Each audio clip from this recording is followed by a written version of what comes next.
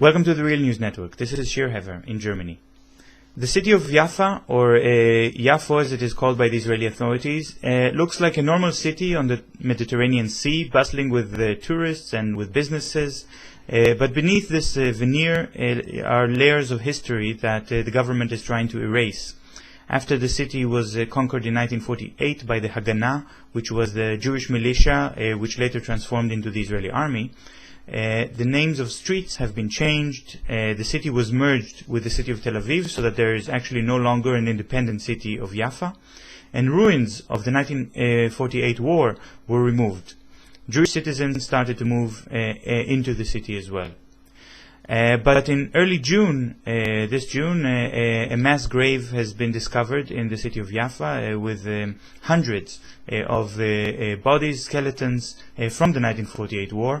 And this grave is a sort of fact that cannot be ignored. It brings back to this history of the city of Jaffa and of all of Palestine.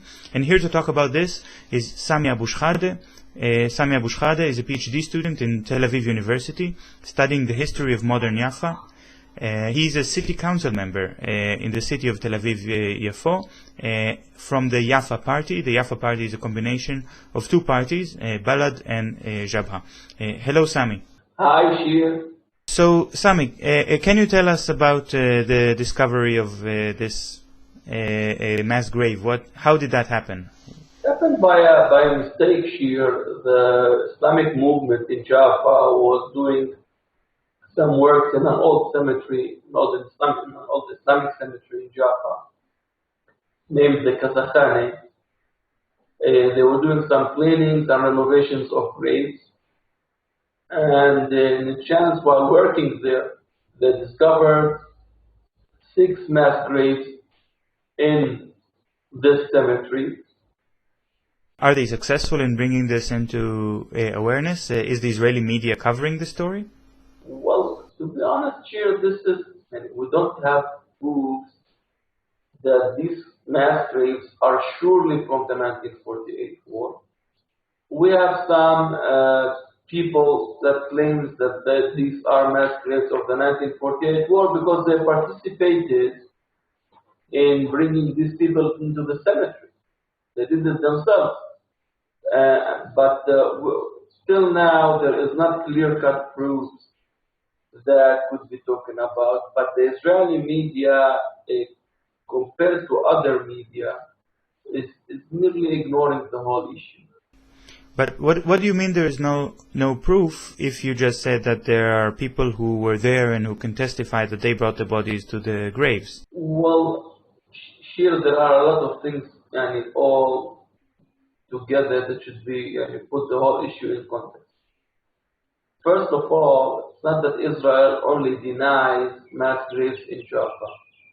In the Israeli political discourse, there hasn't been a Naqba at all. And there is no Palestinian people officially in the Israeli official discourse. There has been no Palestinian people. And the war of 1948, from the Israeli point of view, was a great war, very human one. And there has been no massacres because the Israeli army is the most human army in the whole world. Yeah, for our viewers who do not know, the word Naqba in Arabic means catastrophe. It refers to the mass deportation and killings of 1948, but also to the ongoing decision by the Israeli government over the years not to allow refugees to return to their homes and to make further deportations. How can there be a discourse when this doesn't exist when the facts are on the ground? Well, this kind of denial of the Palestinian catastrophe and pain that happened for the Palestinian people since 1948 till today, by the way, is totally denied by the Israeli government and society, not just the government, not just a political issue here. The whole Israeli society, till today, denies all the Palestinian pain that happened as a result of the Zionist project. Yesterday, we held a lecture with Dr. Adel Manna, a Palestinian historian, who has just finished a research on the Palestinians who survived the war of the 1948 war, the Palestinians who are now citizens of the state of Israel. The period he's talking about is between 1948 and 1956. And he have proofs, he have letters from the Zionist archives that talks about acts of revenge and massacres that were happening also after the war, not during the war. And he talks about the fact that there were a lot of bodies spread all over Jaffa of young people, children, women, and men, that people did not have the time to bury them. And then they were brought to mass graves into the city of Jaffa in different cemeteries. So was this mass grave discovery also a surprise for people in Jaffa? Of course. Most of the people in Jaffa, because we are not allowed to teach our history, don't know anything about Palestinian history, don't know anything about their own history, they don't know anything about the history of the city they are living in. Most of the people simply don't know because Israel do not allow them to teach this history. But also those who experienced the war, those who survived the war, those who know what happens, are in a different psychological situations that they don't want to share this pain for different reasons. Part of it because of the feeling of humiliation, because they lost the war, and that brought them a lot of humiliation. Part of it because of fear. The Palestinians who passed the Naqba and became citizens of Israel were put under military control for a long time, and they are still controlled with fear. This war meant the total destruction of their families and their people. When we talk about 1948 war this year, to summarize the meaning of this war to the people who stayed in Jaffa. Jaffa before the war was the most important Arab-Palestinian city in mandatory Palestine.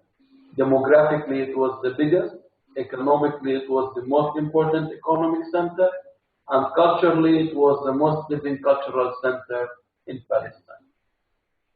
After the war, as a result of the war, the vast majority, something like 98% of the population were expelled.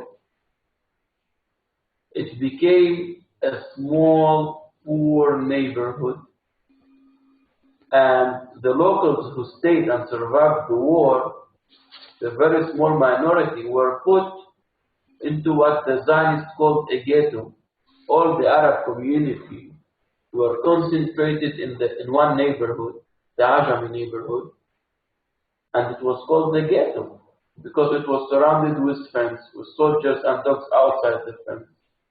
The Jewish community, from its European historical experience, when they saw something like this, they used to call it a ghetto. And the Zionist movement concentrated the Arabs in Jaffa in a ghetto. Now, getting back into the story of what happened in Jaffa in 1948, the mass grave that was discovered, is it a mass grave of soldiers, of fighters, or civilians? Shir, to put it in numbers, researchers talk about something like between 700 and 800 people that were killed during the war of 1948 in Jaffa. Just in the city of Jaffa? Part of these people, I'm talking about Arabs, of course. Yeah.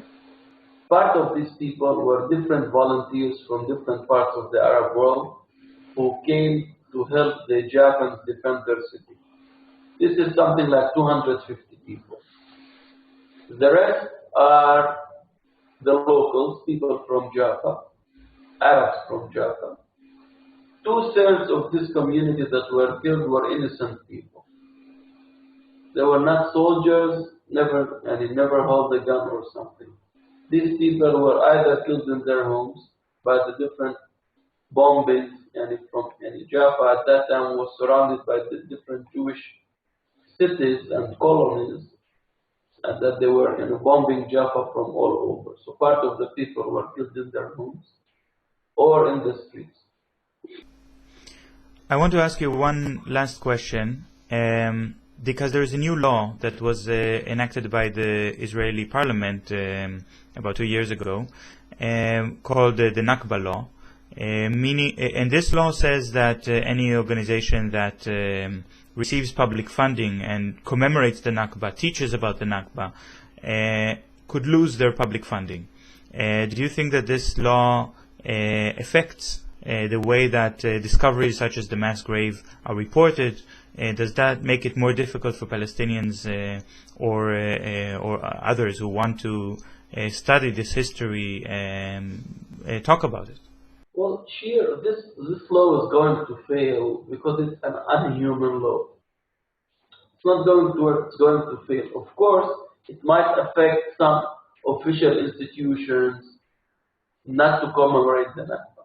But this will not stop all the political activists from continuing to commemorate the Naqba every year and teach our children what happened. And Israel can lie to part of the world part of the time. They cannot, and they will not be able to continue lying to all the people all the time. Till now, the official Israeli discourse is continuing to deny this. I'm seeing a big change in different parts of the world and inside the Israeli Arab-Palestinian society.